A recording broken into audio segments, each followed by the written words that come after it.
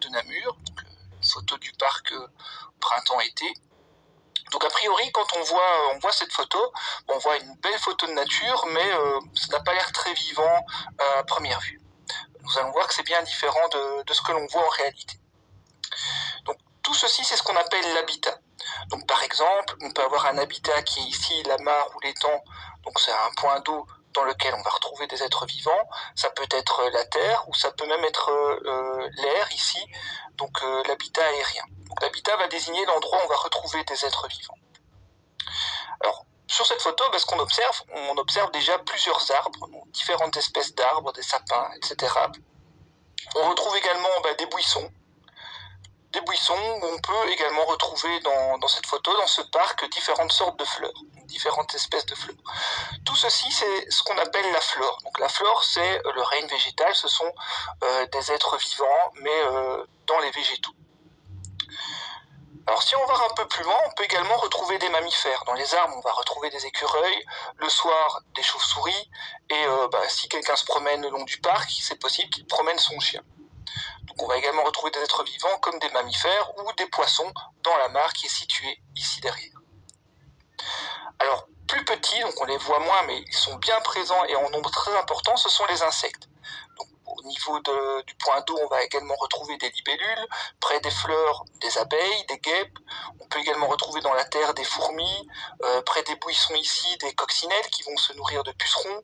Près des animaux comme les chiens, on va retrouver des mouches qui se nourrissent de leurs excréments, par exemple. Donc on va retrouver beaucoup de petits animaux, des petits insectes que l'on ne voit pas. On peut également retrouver dans la terre des lombrics, donc des vers de terre, qui sont cachés, donc qui ne sont pas visibles, mais qui sont cachés dans la terre. Donc on voit qu'il y a des êtres vivants visibles, il y en a d'autres qui peuvent être cachés, mais qui sont bien présents également. Et également, par exemple, des oiseaux dans les arbres, on les entend, mais on ne les voit pas toujours. Donc tout ceci, tous ces êtres vivants-là, c'est ce qu'on appelle la faune. Donc ce sont les êtres vivants, les animaux. Alors, on a parlé de faune, de flore, donc la faune et la flore, les êtres vivants, ici les animaux et ici les végétaux.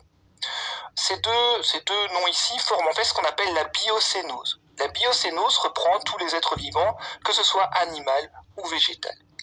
D'un autre côté, dans ce parc, on va retrouver différents facteurs physico-chimiques qu'on appelle le biotope. Le biotope, c'est par exemple des facteurs comme la température, l'humidité, l'ensoleillement, ça peut être la pression, etc. Donc le biotope est en fait le milieu de cette vie, de ce parc. Alors l'écosystème dont j'ai parlé tout au début reprend en fait la biocénose, donc tous les êtres vivants, et le biotope, c'est-à-dire les facteurs qui vont influencer cet habitat.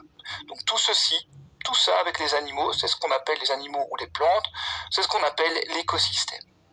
Alors ce qu'il faut retenir, c'est que la biocénose est constituée de la faune, donc le règne animal, et de la flore, le règne végétal. Le biotope est constitué des conditions physiques et chimiques, ce qu'on appelle également les conditions physico-chimiques, comme la température, l'ensoleillement, l'humidité, la pression, donc tous des facteurs qui peuvent varier sur le mode de vie des vivants qui habitent cet habitat. L'habitat est le milieu de vie, donc ça peut être une mare, un arbre, la terre, etc. Donc attention, on voit que des êtres vivants peuvent être également un habitat d'autres espèces vivantes. Et pour terminer, le plus important, l'écosystème dont on parle beaucoup, c'est un ensemble qui est constitué du biotope, le milieu, et de la biocénose, le vivant, mais également de leur interaction. C'est toutes les interactions qu'on va avoir entre les milieux, les êtres vivants, ou les êtres vivants entre eux.